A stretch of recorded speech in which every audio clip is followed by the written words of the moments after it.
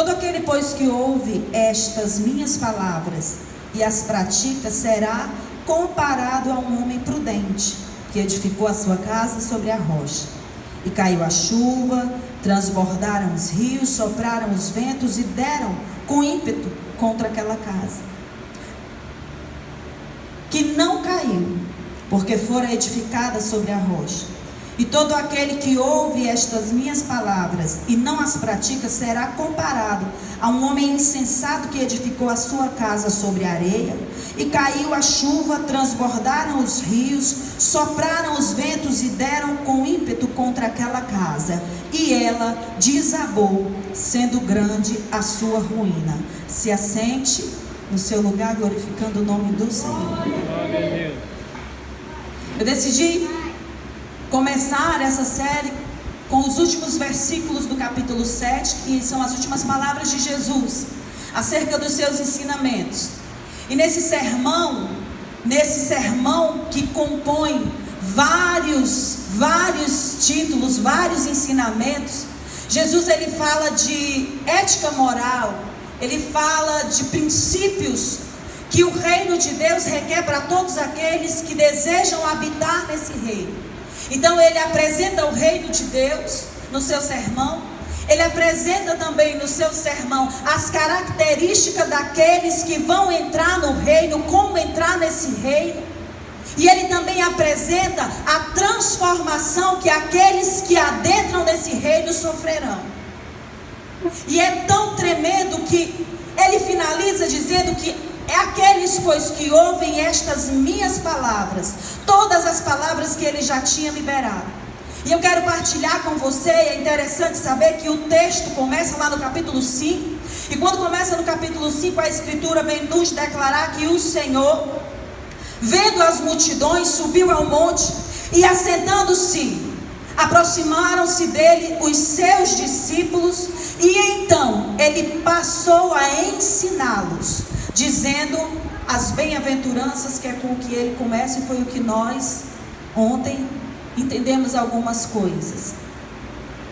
Ele ensina não para a multidão, porque Jesus ele não está preocupado com uma multidão, mas ele está preocupado em liberar segredos para as pessoas que entenderão que aquilo é riqueza e irão praticar. Então ele diz: estas minhas palavras, a quem ouve elas e pratica, este sim está edificando a sua casa em uma rocha. E ontem eu perguntei para os irmãos que estavam aqui: aonde é que você está edificando a sua casa? Aonde é que você está edificando a tua vida? Aonde é que você está edificando o teu casamento? Aonde é que você está edificando os teus relacionamentos? Porque ele dá o material necessário para a edificação dessa casa, que assim como a que foi edificada na areia, sofreu tempestades, ventos furiosos. Só que essa casa, ela não caiu, porque ela foi edificada sobre a rocha. E ele apresenta 9 bem-aventuranças. E nessas 9 bem-aventuranças, Jesus declara que a primeira bem-aventurança: feliz é aquele que tem consciência da sua pobreza moral. É o primeiro requisito para se entrar no reino de Deus, é reconhecer que o homem é pobre moralmente.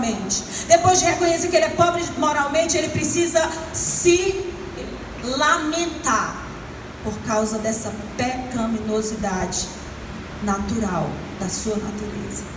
Então Jesus vai dando os pré-requisitos e ele finaliza dizendo que bem-aventurados são aqueles que sofrem agravos em nome do Senhor, por causa do Senhor, por praticarem o que a palavra do Senhor ensina.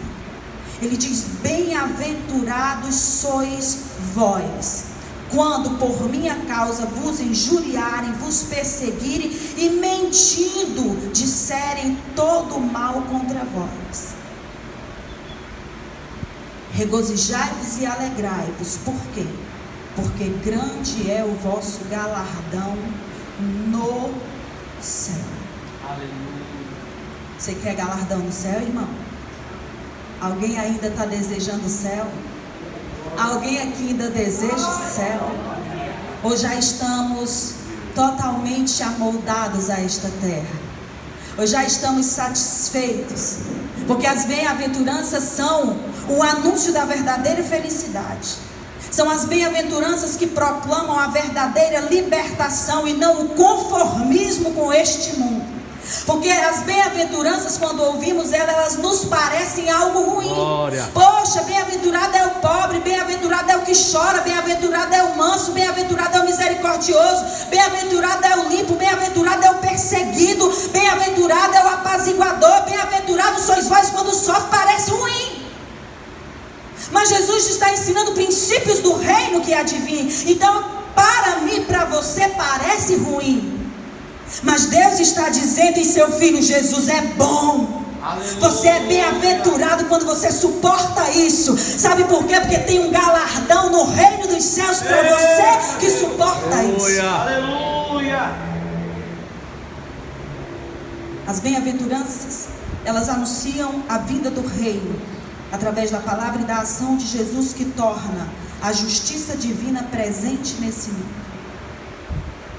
E esse reino chegou até mim e até você. Você pode glorificar a Deus por isso. Aleluia. Ele termina dizendo: exultai, porque será grande a vossa recompensa nos céus, porque assim também foram perseguidos os profetas que viveram antes de vós.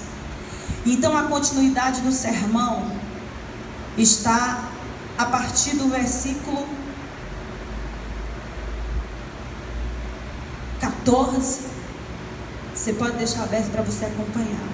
Quando ele diz assim: vós sois a luz do mundo. Não se pode esconder a cidade edificada sobre o monte, nem se acende uma candeia para a colocar debaixo do alqueire, mas do velador, e alumia a todos os que se encontram na casa. Assim brilhe também a vossa luz diante dos homens, porque para que vejam as vossas boas obras e glorifiquem a Deus. O versículo 13 diz: vós sois o sal da terra. Ora, se o sal vier a ser insípido, como lhe restaurar o sabor? Agora isso é triste e é um decreto de Jesus. Se ele perdeu o sabor, para nada mais presta, senão para ser lançado fora e ser pisado pelos homens. O propósito do sal é temperar e também imunizar. O propósito do sal é dar equilíbrio à comida. Então Jesus está dizendo que o propósito de se viver essas bem-aventuranças, que o propósito de todo aquele que foi chamado e o recebeu como filho de Deus, é temperar este mundo, é também imunizar as pessoas que estão ao nosso redor. Nós temperamos e imunizamos, ou seja, nós somos um tempero, um equilíbrio e também somos cura. Vocês são o sal da terra. O propósito de vocês é temperar. É por isso que ele ensinou as bem-aventuranças antes. É por isso que todo homem que entende que ele é pobre moralmente, que ele necessita da justiça de Deus para andar de cabeça erguida, nascido de novo em Cristo Jesus, ele é um homem temperado. Ele é um homem que transmite o que recebeu. Ele é um apaziguador, porque agora existe paz entre ele e Deus. E ele não é mais um encrenqueiro, ele não é mais aquele homem que causa contenda, ele não é mais aquela pessoa destemperada, aquela pessoa que perde a paciência, perde as estribeiras por qualquer coisa. Ele é temperado e ele tempera o ambiente. Para que a gente entenda isso, Marcos diz o seguinte no seu capítulo 9, verso 49, diz assim: porque todos serão salgados com fogo. E o que é isso? É que todos serão provados. Todos serão salgados com fogo. Todos serão provados, ou naquilo que fazem de ruim, ou naquilo que sofrem de ruim. Se você faz uma coisa, se você tem a oportunidade, em vez de praticar o bem, pratica o mal, você está sendo provado, temperado. Se você sofre o agravo de alguém, você também está sendo temperado. Então ele diz: todos serão temperados com sal. Todos serão salgados pelo fogo. Seja aprovado naquilo que faz, ou aprovado naquilo que sofre. Todos passarão pelo mesmo processo. As tempestades, os ventos furiosos vêm para todos, e permanece de pé aquele que vive o que ouviu de Jesus, aquele que está com a sua casa firmada sobre a rocha.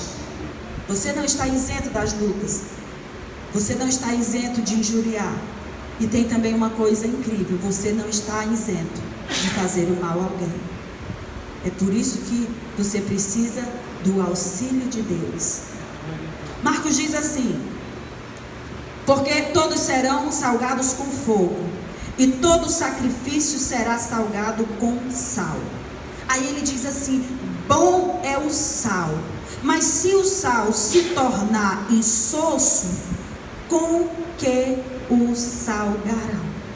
O sal é bom, é necessário. Aleluia. Mas se ele não tem sabor, o sal é necessário. A palavra é necessária na minha e na tua vida. Aleluia. O ensinamento é necessário na minha e na tua vida. É necessário discernimento da palavra para compreender a vontade de Deus. Agora, se você não viver a palavra, como é que você vai dar sabor à sua vida, ao seu casamento, aos seus relacionamentos? Como é que você vai dar sabor neste mundo? Então ele está dizendo que aquele que ouve a palavra e não vive é como alguém que não tem sabor. É como o sal quando degenera, perdeu o sabor.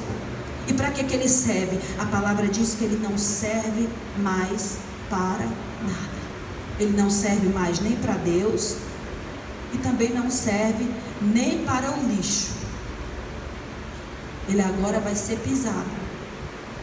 Porque você sabe que Jesus, ele sempre falou numa linguagem que eu e você possamos entender. E hoje em dia, para a glória de Deus, os homens entenderam que é necessário reciclagem. É necessária a reciclagem. Se não tiver reciclagem, meu Deus, o que seria de nós? Louvado seja Deus que existe a reciclagem. Só que o Senhor, ele está dizendo no seu sermão que se essa pessoa que ouve a palavra e não pratica a palavra, que deveria ter o sal em si, que deveria ser o sal, ou seja, deveria praticar os ensinamentos, se ela não pratica, ela perde o sabor. E quando ela perde o sabor, ela já não tem mais proveito para Deus. E aí ele está dizendo: se não tem proveito para Deus, também não tem proveito para os homens. Porque o desejo de Deus é que todo homem se salve. Aleluia. E aí ele diz o seguinte: se não tem proveito para Deus e não tem proveito para os homens, vai servir para ser pisado. Serve para nada. Diga, levante sua mão e diga: eu desejo. Eu desejo. Temperar o ambiente em que eu vivo. Diga: eu desejo. Temperar o lugar da minha habitação. Ei, Pai, você pode temperar bem a sua casa. Eita. Aleluia. Ei, Mãe, você pode temperar bem a tua casa. Oh, Espírito Santo. É com você que Deus conta. Agora, ter sabor não é salgar. Porque tem gente que salga. E ele está dizendo que quando se fala de temperar, fala-se de equilíbrio. Temperar fala de equilíbrio. Você tem que ser um crente equilibrado. Você tem que ser um marido equilibrado como um homem de Deus. Você tem que ser uma esposa equilibrada como mulher de Deus. Você tem que ser um jovem equilibrado como alguém que serve a Deus. Aleluia. Ministros têm que ser equilibrados. Pregadores têm que ser equilibrados. Pastores têm que ser equilibrados. Porque somos o tempero dessa. Aleluia. Oh, Jesus. Agora é interessante que para nada mais serve o sal na nossa casa. As mulheres que estão aqui sabem que o sal, por exemplo, quando a gente se queima, se botar sal vai doer. Vai ter hora que você, sendo sal, vai precisar dizer algumas verdades duras para alguém. E quando precisar dizer verdades duras para alguém, no exato momento a pessoa nem vai entender, mas tem uma coisa: vai sarar a ferida, porque é para isso também que o sal serve. Não só para temperar, não só para dar equilíbrio, mas também para imunizar, para curar. Levanta a tua mão aí, meu irmão, e receba nesta tarde a sabedoria de Deus, para que as tuas palavras sejam cura dentro da tua casa, para que as tuas palavras sejam cura dentro dessa sociedade, para que quando você abrir a boca, você seja útil nessa sociedade, útil para o reino de Deus.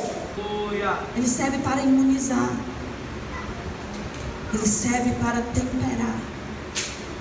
E se ele não fizer, não cumprir com esses dois propósitos, ele vai perder sua serventia. Não vai existir mais do porquê.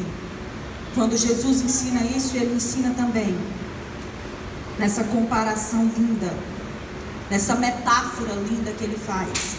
Ele ensina também que os seus discípulos, que aqueles que ouvem a sua voz e que desejam ser igual a ele, eles são luz do mundo.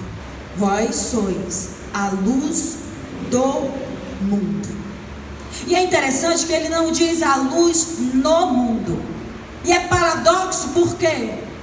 Porque nós estamos neste mundo, mas não somos deste mundo. Só que ele está dizendo que as nossas ações são aquilo que vão direcionar as pessoas. Eita. Então não existe uma outra luz. Se você, como cristão, não puder iluminar onde você está, esqueça, lá será treva total. Não existe outra luz, porque ele disse que vós sois a luz do mundo, não tem outra. Como filho de Deus, nós estamos no mundo, mas como escolhidos de Deus para o evangelismo e para fazer a obra que os anjos desejaram fazer e não foi lhes dada permissão de fazer, nós somos a luz do. Por isso que ele diz que a palavra do crente tem que ser sim, sim, não, não, e o que passar disso é procedência do maligno, é engano. Pois sois a luz do mundo. Essa luz revela, irmãos, o poder do testemunho. Essa luz revela o poder do testemunho do homem. Eu falei isso ontem e eu vou repetir. Não é o acúmulo de verdades que sabemos que nos faz bons servos de Deus e aprovados por Ele, mas é o tanto que vivemos dessas verdades. Saber a Bíblia de cor, os espíritas sabem. Saber a Bíblia de cor, tem bruxo que sabe. Agora viver ela é outra coisa, e é isso que me aprova e te aprova como discípulo de Deus, como alguém que está apto a entrar no reino de Deus. Então quando ele diz assim, vós sois a luz do mundo, isso revela o tamanho da força de um testemunho. Qual é o meu e o teu testemunho nessa sociedade? Sabemos entrar e sair como Salomão pediu? Senhor, me dá sabedoria para entrar. Oh, coisa boa, entrou, fiz uma nova amizade. Que maravilha. E caminha junto e anda, aí de repente, pá, quebrou-se. Saiu da amizade e saiu mal. Quantas pessoas você deixou por onde você andou, que você não gosta delas hoje, nem elas de você? Eu não estou falando de você, velha criatura, mas eu estou falando de alguém que já nasceu de novo. Diz, vós sois a luz do mundo. É a força do teu testemunho. São as tuas ações e reações. É o que teu marido vê de ti. É o que os teus filhos veem de ti. É o que a tua esposa vê de ti. É o que a tua família vê de ti. É o que os irmãos que andam perto de ti veem de ti. É o que o pessoal da repartição do teu trabalho vê de ti. É o que o pessoal lá da firma vê de ti, vê em ti. Ele está dizendo que o teu testemunho tem uma força tão grande que ele pode iluminar o ambiente onde você está. Ele pode iluminar a mente de muitas pessoas que ouvem do evangelho e não compreendem. Mas de repente ele olha para você e diz assim, rapaz, fulano era estourado, fulano era um bêbado, fulano era uma prostituta, mas hoje a vida dele é diferente. Como que a vida dele é diferente? Porque eu vejo. porque eu convivo com Ele. Ele está dizendo que o testemunho que as pessoas vão dar de você, das suas ações, das suas reações, pode iluminar a humanidade. Glória a Deus. Isso não é algo bom de se ouvir, irmãos. Tem gente que dorme ouvindo uma palavra como essa. Tem gente que fica triste, que sai de eu não entendi nada. Só que tem uma coisa: o verdadeiro avivamento nasce de um genuíno arrependimento. E como igreja nessa geração, nós precisamos nos arrepender das nossas ações.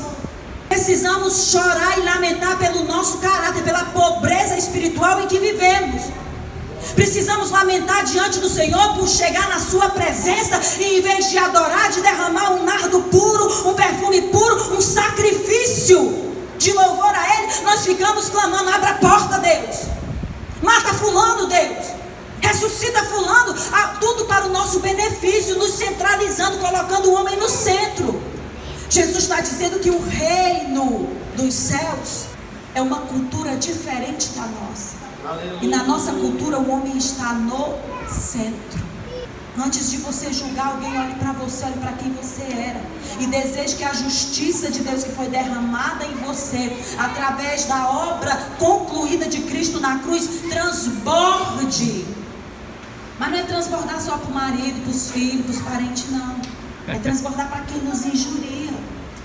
É transbordar para quem nos faz mal. Vós sois a luz do mundo. A força desse testemunho, irmãos, vai impactar e influenciar pessoas. Aleluia. A força do nosso testemunho vai dissipar as trevas.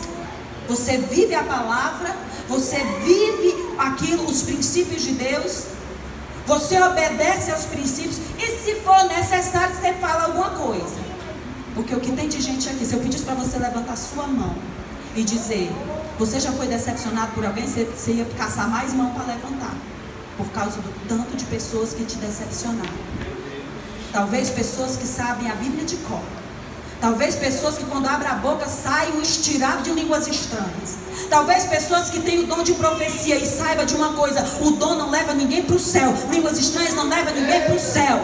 Aleluia. Pregar bonito, cantar bonito não leva ninguém para o céu. Do contrário, é um perigo imenso para quem prega, para quem canta, para quem dá alguma coisa, para quem ministra alguma coisa da parte de Deus. É um perigo terrível dizer e não viver. Porque se não viver, vai ouvir Jesus dizer: hã? Não? Conheço você não. Te aparta de mim. Porque o que nos faz conhecido no reino dos céus são as nossas ações e as nossas reações. São as nossas ações e Glória as a nossas Deus. reações. São as nossas ações e as nossas reações. São as nossas ações e as nossas reações. Como é que eu vou agir mediante aos pratos e delícias deste mundo? Como é que eu vou reagir mediante, que eu vou agir mediante a uma mesa preparada e cheia de escarnecedores sentados com um lugarzinho ali para mim? Como é que eu vou agir quando na minha caminhada o pecado muito bonito me chama e eu paro e fico admirando ele? Como é que eu vou reagir quando eu disser não a essas coisas e perder os meus amigos?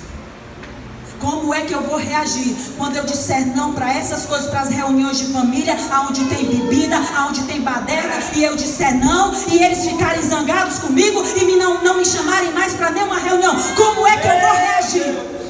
As minhas ações e as minhas reações falam muito sobre mim. Não é o que eu prego aqui, meu irmão. Por isso que Paulo diz assim: ei, vocês precisam me imitar. Ele não estava falando do pregador que ele é, não. Mas a gente quer imitar Paulo só no tanto de sabedoria que ele tinha. Então vocês precisam me imitar, sabe por quê? Porque eu não só jejuo, mas eu passo fome também em nome do Senhor. Eu não só jejuo e passo fome em nome do Senhor, mas eu também apanho em nome do Senhor. Eu não só jejuo, passo fome e apanho em nome do Senhor, mas eu também sou preso em nome do Senhor. Eu não só jejuo, passo fome, apanho, sou preso, mas eu também sou humilhado em nome do Senhor. Sabe o que ele está dizendo? Olhem para o que eu vivo e imitem o que eu vivo. Porque o nosso testemunho, irmãos, fala muito mais de nós do que as nossas palavras. Aleluia. E eu não estou aqui para exortar ninguém, entenda? Eu estou ministrando uma sequência de ensinamentos. É porque ser luz é algo sério. Não tem jeitinho não, viu, irmão? Jeitinho brasileiro. E não dá para pular etapa também não. Lá no livro de Lucas, no capítulo 11, diz uma coisa interessante. Versículo 33, na verdade só o 34 e 35, diz assim: são os teus olhos a lâmpada do teu corpo. Se os teus olhos forem bons, todo o teu corpo será luminoso. Mas se forem maus, o teu corpo ficará em trevas. Aí o verso 35 diz assim: repara, pois, que a luz que há em ti não sejam trevas. Os teus olhos, eles são a lâmpada do teu corpo. Se o espírito do homem for mau, se a procedência dele for mal, a alma dele inteira vai estar em trevas.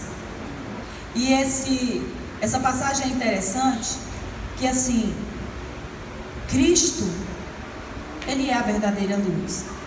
E nós somos a luz do mundo, mas como luz nós entendemos que essa luz, ela reflete de Cristo através de nós para as pessoas. Porque o ensinamento, ele não vem de nós. Não é o que nós montamos, não é a nossa doutrina, não é a nossa lei, não é o nosso fundamento. Não dá para lançar um fundamento em cima daquilo que já foi fundamentado por Cristo. O teu olho, ele é a candeia do teu corpo. E quando o teu olho, ele consegue enxergar em Cristo Jesus o fundamento, o caminho, a verdade e a vida, esse olhar que você direcionou para Jesus vai iluminar todo o teu corpo. E agora, depois que o teu corpo está todo iluminado, aleluia, você vai iluminar o ambiente onde você está. Aleluia. Eita Jesus. Eita. Então, se o teu olho, se ele for mau, ou seja, se ele estiver em trevas, se ele não conseguir enxergar Cristo Jesus como centro, então todo o teu corpo vai estar em trevas. E isso é muito sério, porque tem muito cristão que está colocando fundamento em cima do fundamento que já foi posto, que coloca o seu querer, a sua vontade, mas é assim que eu creio, que lê a Bíblia, entende uma coisa e quer viver o que entendeu, ou que nem lê, ouviu alguém dizer e de ouvir falar vai praticar. Você é luz para si mesmo e é luz para os outros. Aleluia. Vós sois o sal da terra, vós sois a luz do mundo. Ele diz que não se pode esconder uma candeia. Se o teu olho for mau, todo o teu corpo será tenebroso. Assim que, se a luz que em ti há é escuridão, quão grande tal será essa escuridão? Isso corresponde à luz pervertida. O que tem de gente andando em escuridão, o que tem de gente andando em trevas, irmãos, o que tem de gente ensinando que pode fazer isso e adorar a Deus, que pode fornicar e adorar a Deus, que pode mentir e adorar a Deus, que pode trair e adorar a Deus, que pode pagar uma propinazinha porque o carro está atrasado para sair da blitz e louvar a Deus. Você sabe o semáforo? Imagina aí a nossa cidade sem o semáforo. O que é que eles fazem? Eles dão equilíbrio ao trânsito. Eles dão equilíbrio ao trânsito.